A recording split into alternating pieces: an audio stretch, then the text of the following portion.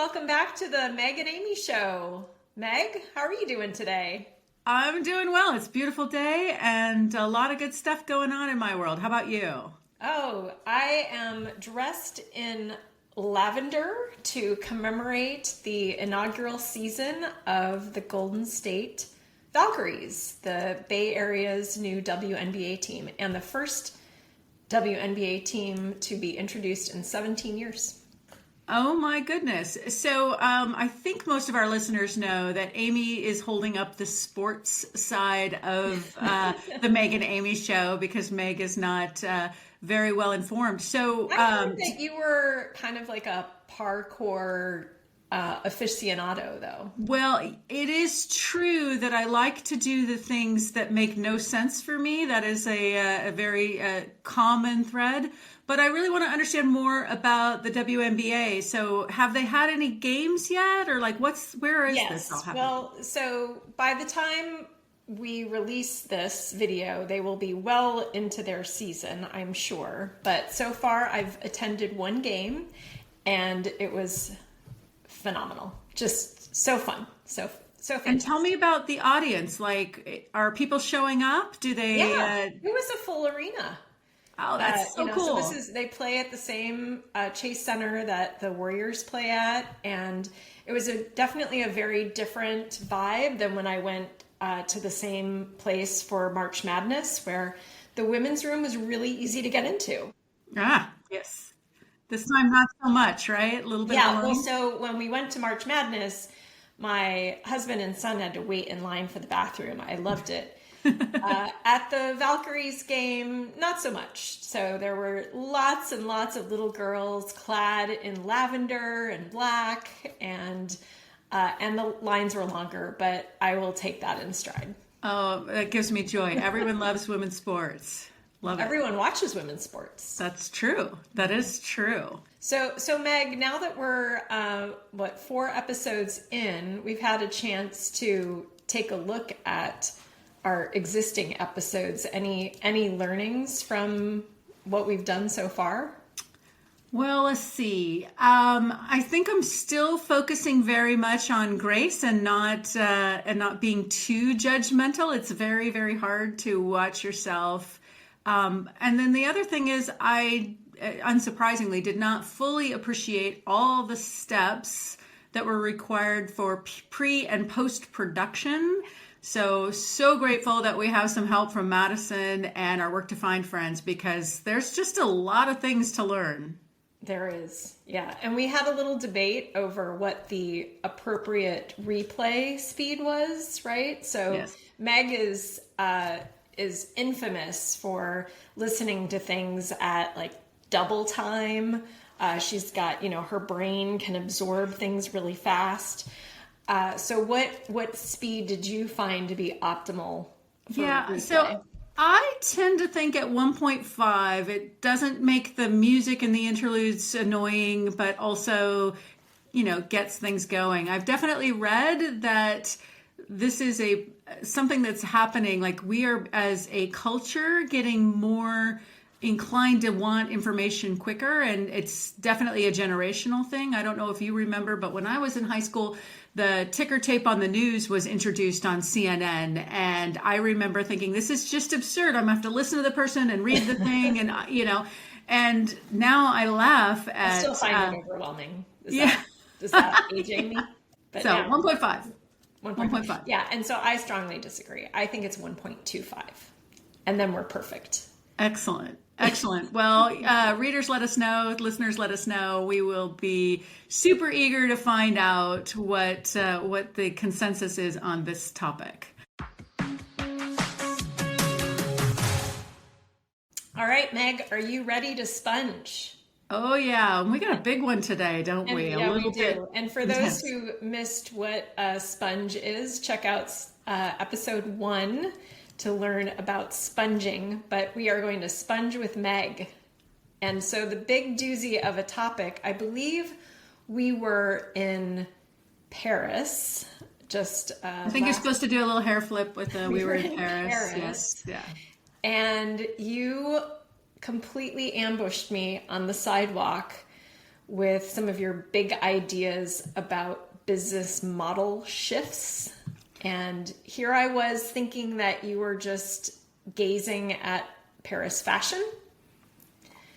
And no. And so this is why when people ask me if our trip to Paris and London was for fun or for work, I have trouble answering that question, because traveling with Meg is always work. All right. And just a little defense, Amy tried to kill me multiple times by walking out into traffic with complete disregard to anybody that was coming our way. So I think it's a little bit turnabout as fair play. I make your brain work in weird ways, and you make me move a lot faster and with a lot more And I did make you do Pilates in French as well. So. Exactly. So yes, it is a shared joy. But yes, the topic that has been kind of going around in my brain for a while is the fact that right now is an interesting moment in the world of software. So those of us that build software, those of us that have spent our career in creating products that help business run better, there's a lot that's changing, and I feel like the pieces, the sum is bigger than the pieces, and so I really am eager to talk about this with someone. So, and I'm someone. So yes. Yay! And I've got 2 thumbs too. And I have nothing to say about fashion that's actually additive. So. So there's so much to unpack here. In fact, there were, I don't know how many different articles you sent me. There were a lot. But how about if we start with pricing and how this is signaling a bigger shift in the software business? Yeah. So I'm not really sure when I got this realization. So I think a lot of people are aware that there's a lot of discussion. How are we going to price AI in our products? Are we going to charge for it? Where and how are we going to charge for it? And then the cost structure underneath AI is different. Of course, you tend to get charged based on usage. So that is very different than how the software inputs work in a traditional SaaS story. So this kind of foundational element started getting my brain ticking. And I read a really great foundational article from Jason Cohn. He has a blog called A Smart Bear, and I promise you I don't like it just because of the name.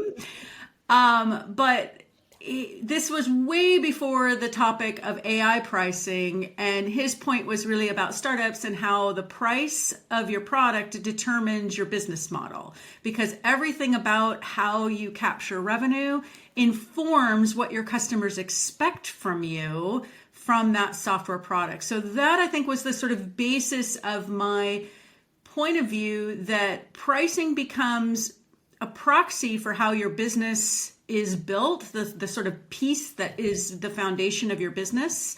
And so a pricing model change is a proxy indicator for the fact that your entire business model is about to change. And I think that is where I started to have like a series of complicated thoughts to go underneath that. And just to say, like, that was an oldie but a goodie from Jason Cohen, right? Like that, and something that he's brought up again and again, but something that has stood the test of time.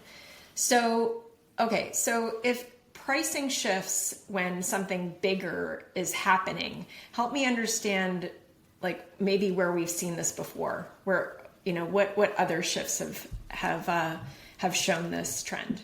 Yeah, so the one that you and I have lived through together, and I'm sure there's others that I've lived through in other places, but the real obvious one I think that everybody can feel is when we move from on-premise software to SaaS, right? The change was multidimensional, right? So from a customer's point of view, they used to buy the software and run it themselves, and the vendor would get a very high price at the beginning, and then they would have very high margins for the recurring maintenance that they would charge. That sort of, it used to be a traditional 15-18% was charged of maintenance so that you could call support and get updates and all of this. So these were very high margin businesses, and they were businesses that you built that had a fair bit of capital investment to create, and then you could sell them over and over and over again. So they created a very profitable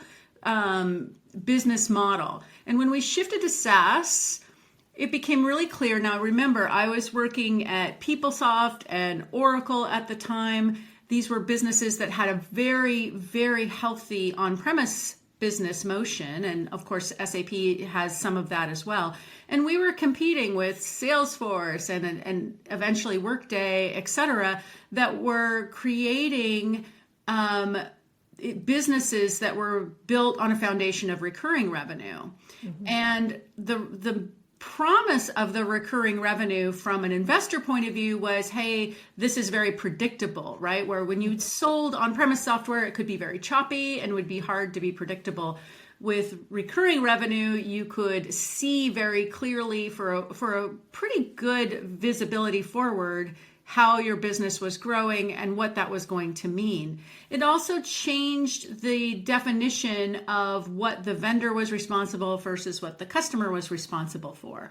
So you had revenue recognition shifts, you had differences in sales compensation plans because the value that you were selling was a longer term value, a lifetime value with the customer. It became a lot more fun as a product person to have a much closer relationship with the customer and to see them adopt functionality quicker. That was and to remove the barrier, right? Because the biggest barrier, I mean, back in the days of PeopleSoft, the biggest enhancement request was, please don't make me take any code updates. So like your entire incentive structure from a customer point of view was leave me alone, which made it very hard to get people to stay current, et cetera. So there was a change in the motion of how you built software, and there was a change in the motion of how you captured revenue and value, and there was a change in the motion of how a customer was able to take advantage of it.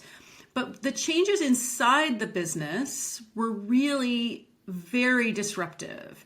It was very hard for revenue recognition models to adjust. It was very hard for sales compensation plans to adjust. It was very hard for momentum to be built in this new path and this new business. Because it wasn't just new technology, it was whole new business models so the incumbents then had to completely rethink everything, whereas those that were starting from scratch, they got to start anew. And it wasn't just about that technology, it was the whole thing. Exactly. And that advantage to new versus incumbent became like a really big lift. It took a long time because it wasn't just a product innovation that needed to get to the customer. It was a transformation of the business itself. So the thing was that the promise was that there would be more value to customers, et cetera. But was it actually cheaper? It was more predictable, but was it actually more cost effective for customers, or was it just more profitable ultimately for vendors? Well, interestingly, it wasn't even necessarily more profitable for vendors because the right. Cost basis was shared. So, it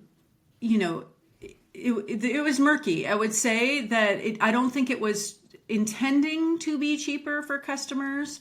I think it was intending to set customers up to be able to respond to other things that were happening that they might want to have a benefit for. And I think that did happen.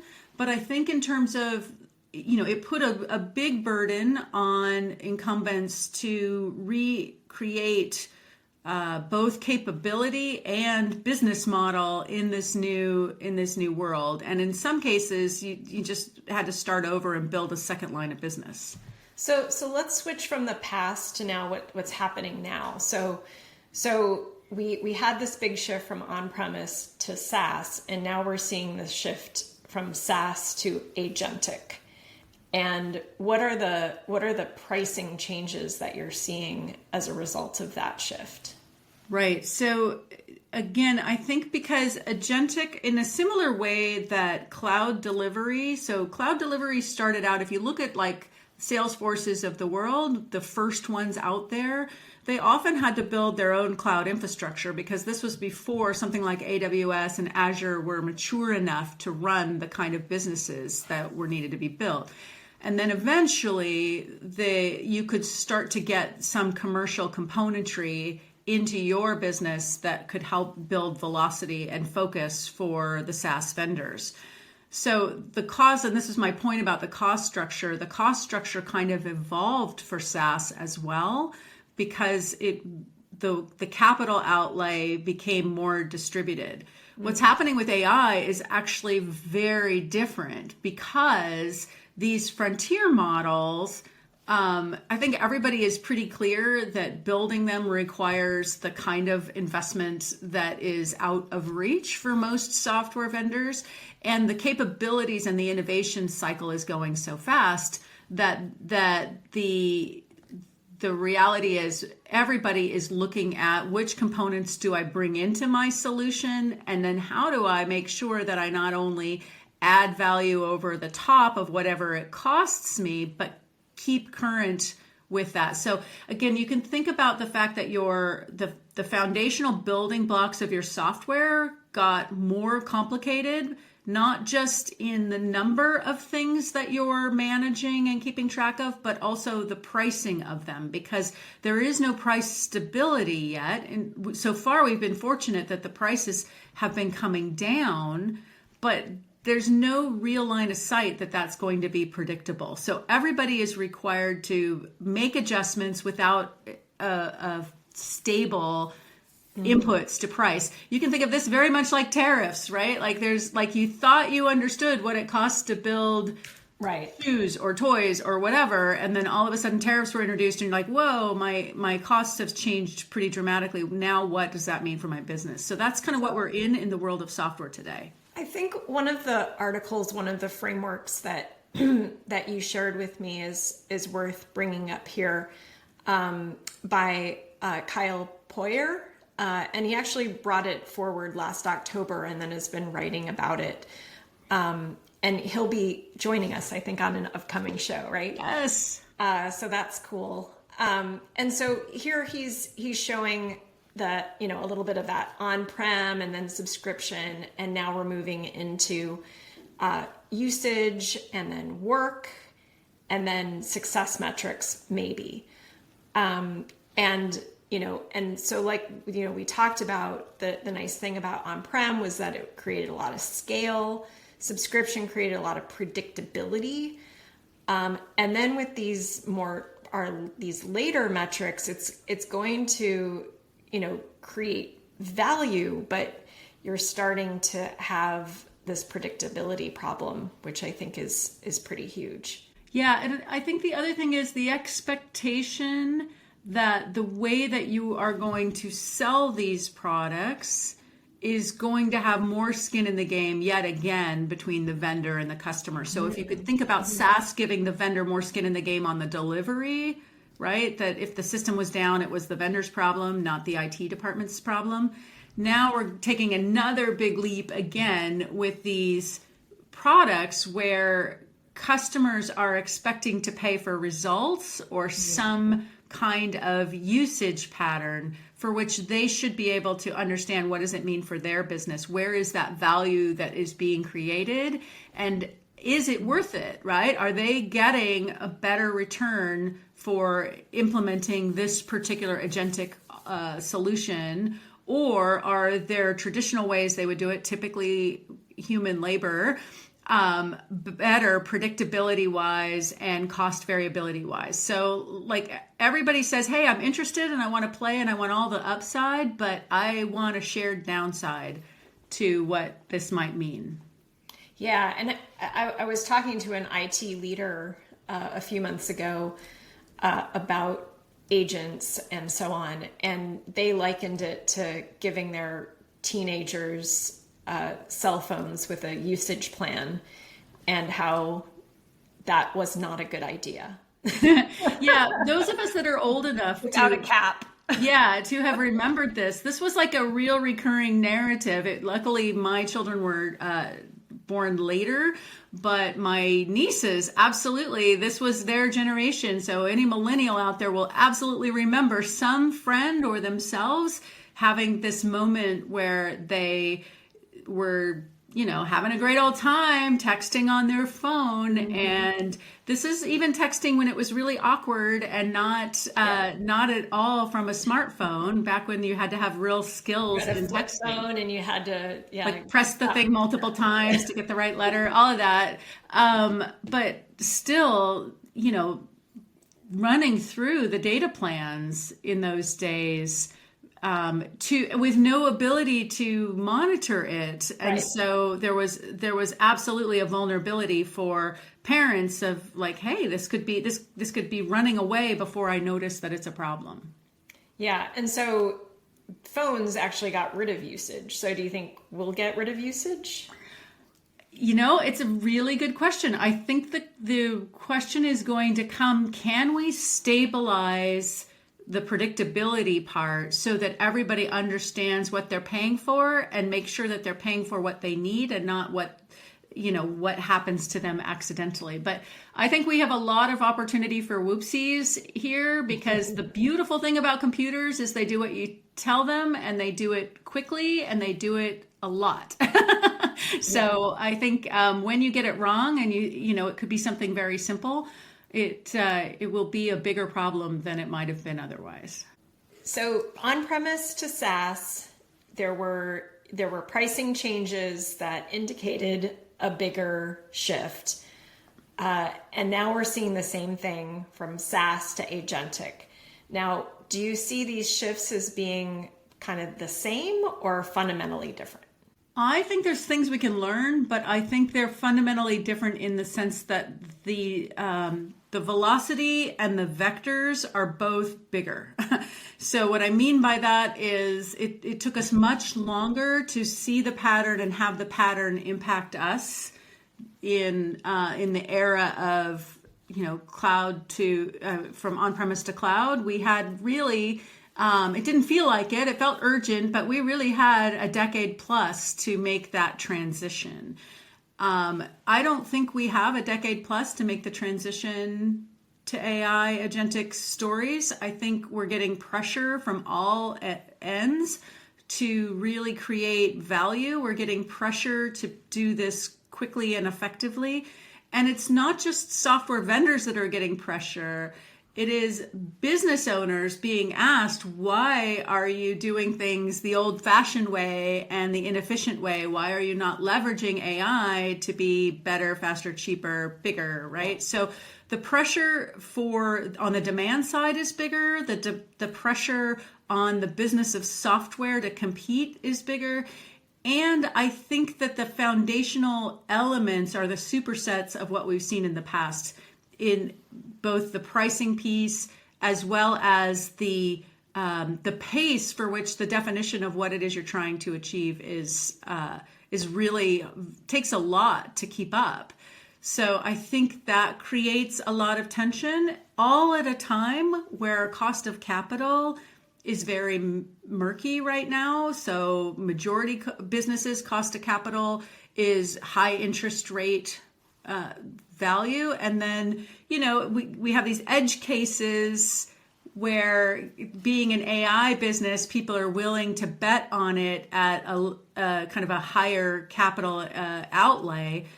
But no matter what, the expectations for that are very high. And that feels very much like the .com era, where there was just so much going on in one, at the same time, that you could very clearly tell there were going to be winners and losers, but to be sure which one was a winner and which one was a loser was very hard.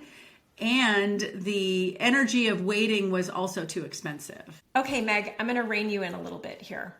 So you have talked about how when we think about technology shifts are usually about product strategy, like what new things you can do. But today we're also seeing this disruption in how you sell and how you retain and how you build products. Can you tell me a little bit more about that? Sure. So when we moved to cloud, we got a byproduct benefit of velocity, like we talked about. Like we could deliver more quickly to customers, but we didn't really get a new market. We were delivering things that we had already thought of in the on-premise world.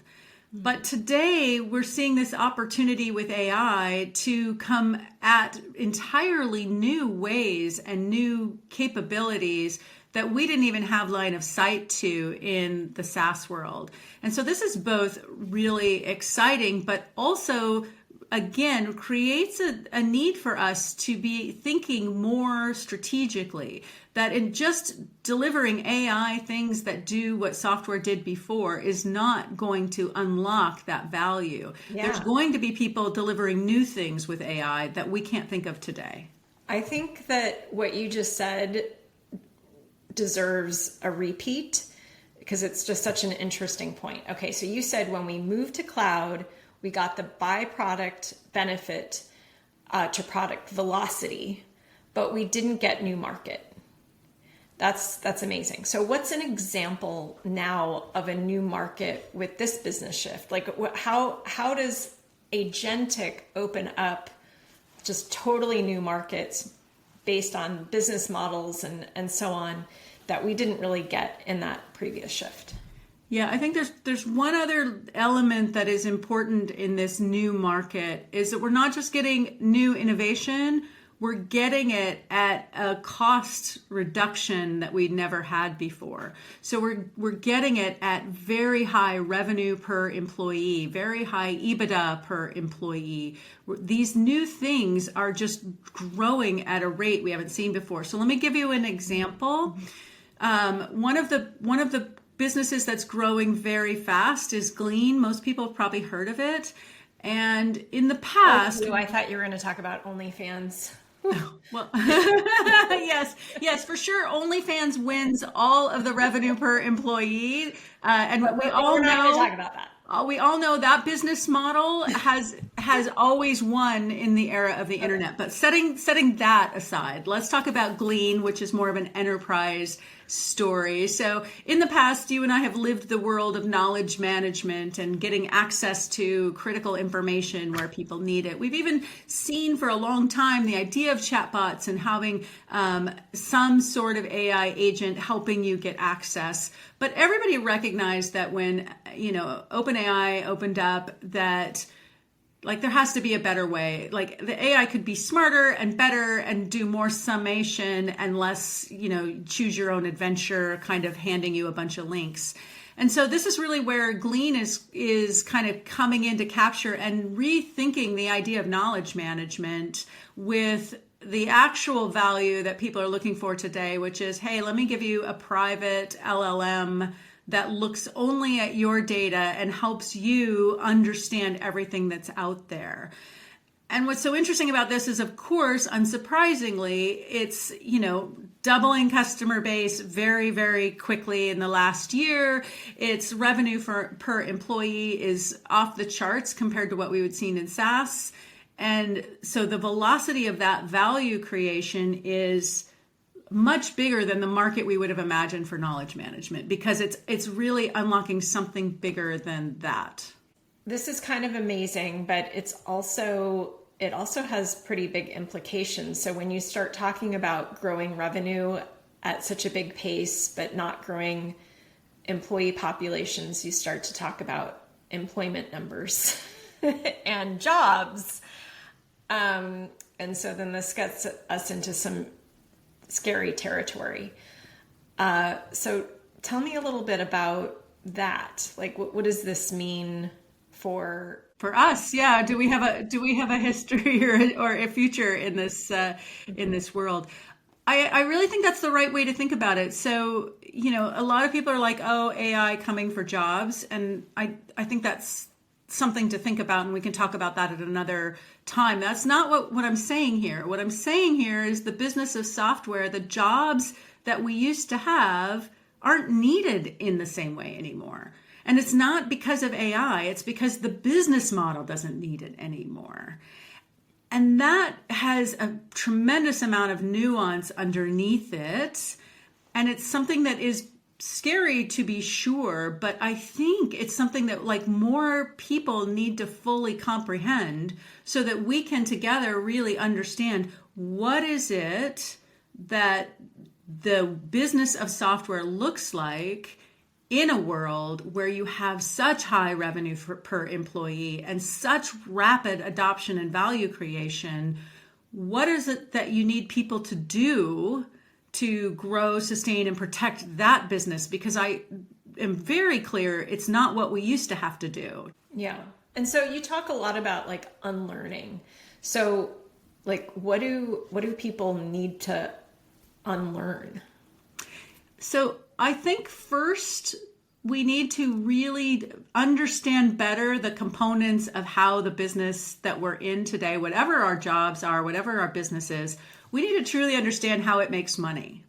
So that when we start hearing in our own product portfolios how things are going to be added, we will have a better clarity of how that new set of revenue streams are going to impact. And if we're starting at a business that is AI only, we need to really recognize that there are a very different kind of business model underneath. So most of us don't fully understand all of the pieces of how our business makes money.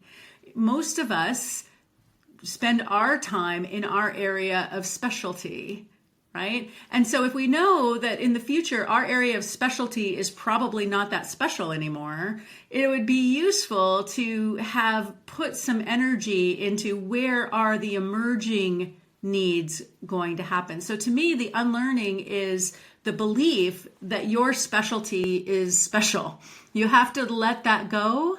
As difficult and as painful as that is, you have to say what's special is the fact that I learned how to do something in one business model, and now I'm going to learn how to do it in a different business model. And to be fair, I'm probably going to have to define what that new business model needs, because it's probably going to come on us so fast we're not going to know. There's not going to be a playbook for it. Yeah. Okay. So let me restate something that you said. So you had said this is not just about AI coming for your job. So it's not just trying to like protect your job against AI. It's really the fact that the new business model does not need your job anymore. That's right. But the business model needs stuff. It needs outcomes. It needs work. It needs to make money. It needs, retain customers. Yes. So taking a step back and looking at, all right, well, what are the jobs to be done? What are the component parts that make up that business model, and kind of mapping my special gifts to that is really where you can thrive. And so this is where, again, it just gets back to my core belief that we need to invent the future, because no one's going to figure this out for us. So while it's terrifying to think that all of this expertise, like a good percentage of it, is not useful, and certainly the way I do my work is no longer going to be the way I do it in the future, but to recognize that all of that experience is very helpful for me to get back to first principles to figure out what does this new business model need and when does it need it. It doesn't need everything to change day one. So by thinking about it now, we get ourselves mentally prepared, we get ourselves emotionally and even cognitively prepared to ask the questions of what is needed in this new motion, in this new momentum that everybody is looking to capture. Do you have any last tips or kind of practical advice on how people can get started on inventing this future? Which, by the way, it sounds like a tagline, but this is just showing your truly optimistic colors shine through. You really do mean it. So I just want everybody to know that. Any practical advice? Yeah. So again, I think spending time understanding why you do what you do in your job today is a really good use of time. A lot of us go through the motions and kind of work on muscle memory. And I just believe your past muscle memory of doing the same thing over and over again isn't as helpful as getting really clear and doing a bit of an inventory. And this is going to sound trite and recursive, but the thing that AI is good at is breaking concepts down and making it easier for you. There's never been a better time to ask that stupid question. So what are all the things that make up EBITDA, and what would that look like in a business that I work in? And what is the competitive landscape for my business? Like, you can have a tutor that helps you with that. And I think now is the time to get really curious, because you're going to be able to use that learning to help figure out where are the value drivers in the future and where are the opportunities. But on the other hand, Meg might be wrong, right?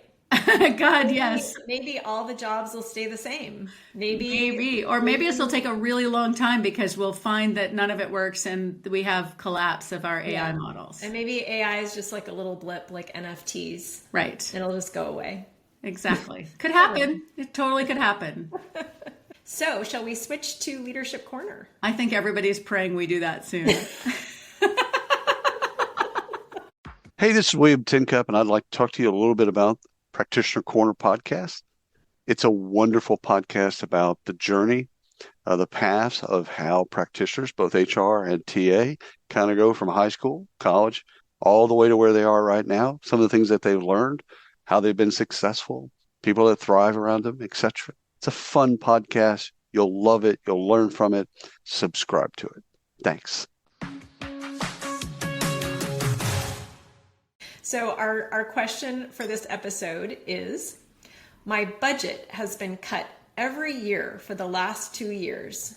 I've never heard that before. And I feel like I'm letting my team down because we can't add any resources. What do I do? Wow, that is exactly tied to this topic. Yeah. I think you should start on this one. Oh, really? Yeah. Well, first you cry into your pillow. Maybe do a crossword and then cry again. That's what I would do. Well, I think that, first of all, you have to be really clear about priorities and what you can and you can't do. So it is a nice opportunity to employ the word no and to get really ruthless in terms of prioritization. So when you have all the resources in the world, you can, it's really easy to not prioritize. And that's not good, actually. So you actually want to have constraints, and even though it doesn't sound like it. And then you need to start getting crafty as well in terms of being able to get more productive, be able to use AI tools, etc. Find ways where you can, suddenly 10x your own business model and figure out ways to make your folks' energy go further. But I'm sure Meg will have even better. A few additional ads. So I think about this a lot because the reality is this is going to be more common than not. That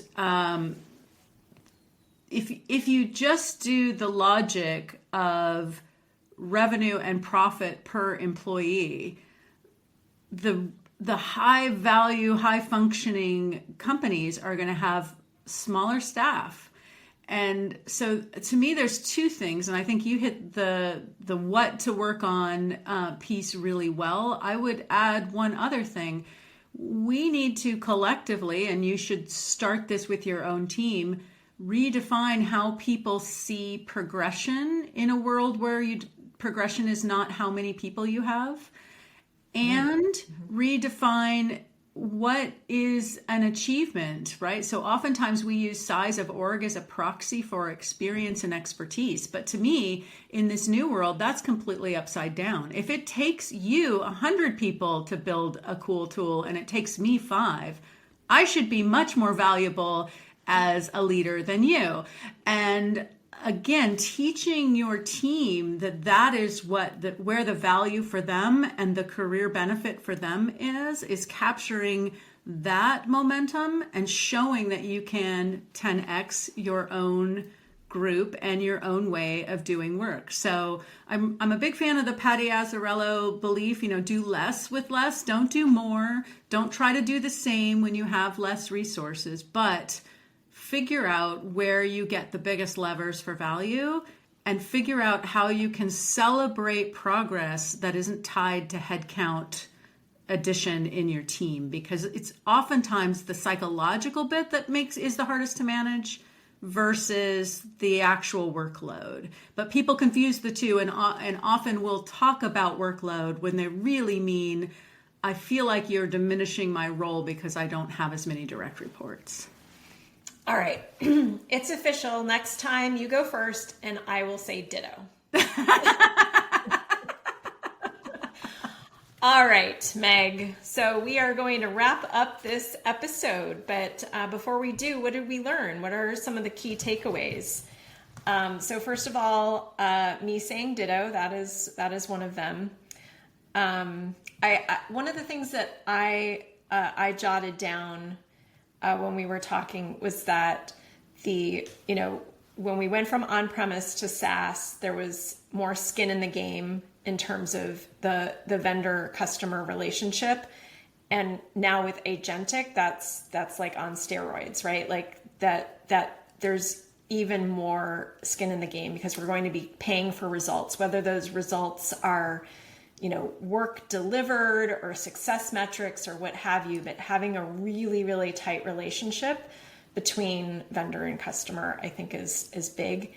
And then the other thing that I took away was that we need to stop talking about AI taking jobs and about AI changing business models and how we respond personally and as leaders to that change. Yeah, so obviously I've had a lot more runway with this thought experiment, but I don't think it's been helpful. I think it's only just caused my brain to short circuit in more directions. I think in addition to your summary, I think this is a moment to be paying attention to what business you're in and what job you do. The more that you truly understand what you do today and what the business is leveraging you for, as you start to see change, you'll be able to adapt and adjust. And the change for you will be ongoing and less dramatic. I think if we don't use this runway that we have, there's going to be a lot of people that are just shell-shocked afterwards when they're like, what do you mean my job is no more? And I don't want that. Again, in this Invent the Future, I want us to create even more interesting jobs, and I want us to have a say in what that looks like. And so I'm really hopeful that together we see these trends and we figure it out so that we can prepare ourselves. And that's really what I think it's all about. All right, everyone, in upcoming episodes, we'll be talking about AI taking jobs. we need to have a more uplifting topic, I think. Oh, I know. How about engagement? We'll talk about Gallup's recent engagement survey. There you go. And we're going to be welcoming guest Dave Liu, founder and managing partner of Hyphen Capital and co-founder of the Asian Leadership Center. Again, in upcoming episodes at some point, we will be bringing in all of these topics and guests. A reminder for everyone to send in your questions for the Leadership Corner. And also, please subscribe and spread the word on this podcast. Yeah, thank you everyone who's been so supportive as we get our legs under us. I really do believe in us. So let's invent the future together. And make every day count. Bye. Bye.